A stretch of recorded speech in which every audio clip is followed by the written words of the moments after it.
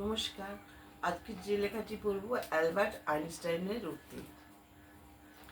একটা নামকরা স্কুল ছাত্রছাত্রীদের বারবার টেস্ট নিয়ে তৈরি করে।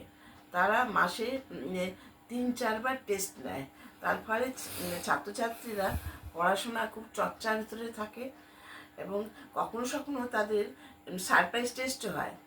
তাই জন্য তাদের পুরানো পড়াও চর্চার ভিতরে রাখতে হয়।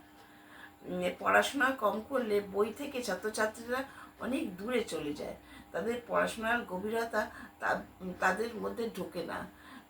এবং শুধু পড়াশোনা নয়, গান বাজনা, সেলাই, কারিগরি বিদ্যা সবই চর্চা করলে ভালো হয়।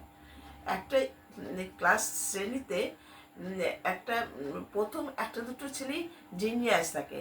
বেশিরভাগ 99% ছেলেমেয়েরাই অতি সাধারণ।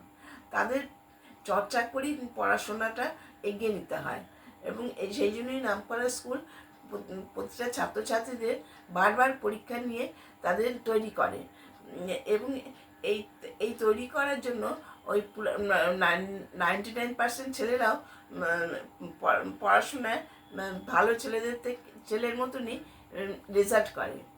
তাই জন্য লেগে পড়ুন আপনারা ছেলে মেয়েদের তৈরি করতে।